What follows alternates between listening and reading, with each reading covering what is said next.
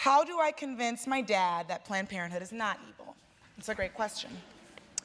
Well, it's good you're in conversation with your dad, and I think it's really important to talk about what we do and the healthcare we provide, and I think you can get a lot of that information. And one of the things, I don't know, I mean, I guess I'm not sure what all your dad's issues are, but I think it's really important.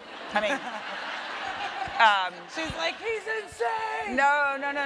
No, I think what's important, and actually this is something that is important work to me about what we've done at Planned Parenthood, is that I think for several decades, there's been this sort of political binary of like pro-choice and pro-life language, which is frankly, it's irrelevant to people, and it completely doesn't, it sort of dismisses what can be a much more important and deep conversation with folks. And we're actually the people in this country are, and I mean, I talk about in the book actually a couple of campaigns in Mississippi and South Dakota, where these were states where they tried to make abortion illegal. The legislature did, and then they had a vote by the people of those states. And overwhelmingly, in those very conservative states, where if you polled, they would say, folks were pro-life, they overwhelmingly voted to keep abortion legal in South Dakota and Mississippi. And I think that's because people actually can make a distinction between what they believe their own personal feelings are about abortion and what they think they would do in circumstances. Although, as we also know, people change their minds, right. Because things happen.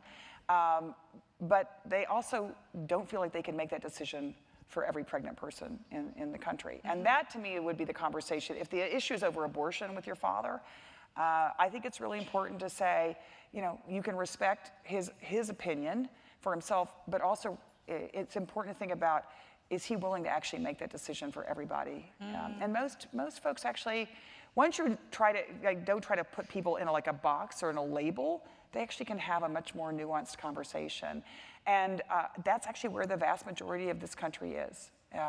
And then you could tell him, by the way, Planned Parenthood does more to provide birth control of all types, the best birth control to more people in this country than any organization. It does more to reduce unintended pregnancy and the need for abortion than any organization in the country. That's right. So yeah. I think it's like, for all these people out there picketing our clinics and yelling at women, I was like, if you really want to do something about unintended pregnancy, come on in and volunteer to Planned Parenthood Health Center. You'll be doing a whole lot more good for folks. Can I tell you why? I do agree, and as I get older, I'm trying to get better at being able to have that sort of political conversation and learning, which is something that I did learn at the Daily Show, is that it doesn't have to be a binary conversation, actually. Right. We can have a nuanced conversation, but I am a double Leo and an Aries, and so I'm a triple fire sign.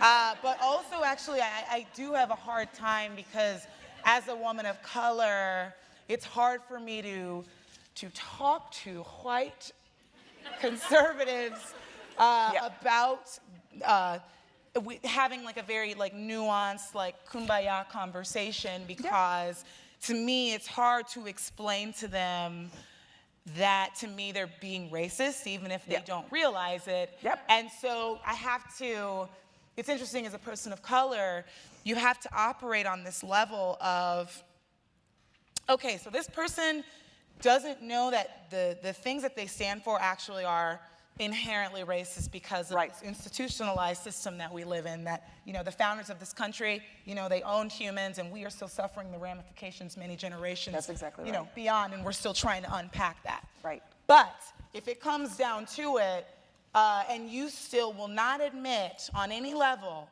that your opinions actually are rooted in this institutionalized system, which is fine, it's difficult for me and actually upsetting for me to have to allow that to exist as a Black woman and allow them to, state their opinion without being able to call out that, hey, you're actually being racist even if you don't intend to. And then not only that, I just have to let it go and have I have to try and meet them on whatever level that they are on.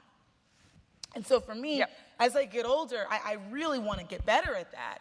But it is really difficult for me to, say, have a conversation about abortion when I know that it disproportionately affects women of color and members of the trans community. That's right. You know what I mean? I know. I'm just giving this person the benefit of the doubt that she went to talk to her dad. Right. But I know. I know what you're saying. I'm sorry. But no, actually, I don't even know why. I'm so glad you. No, but I think it's important because look, if you can't control your own body, you are not free. That is a fundamental issue, and I don't think we can like make any bones about that. That is just, and it goes back to everything you're talking about.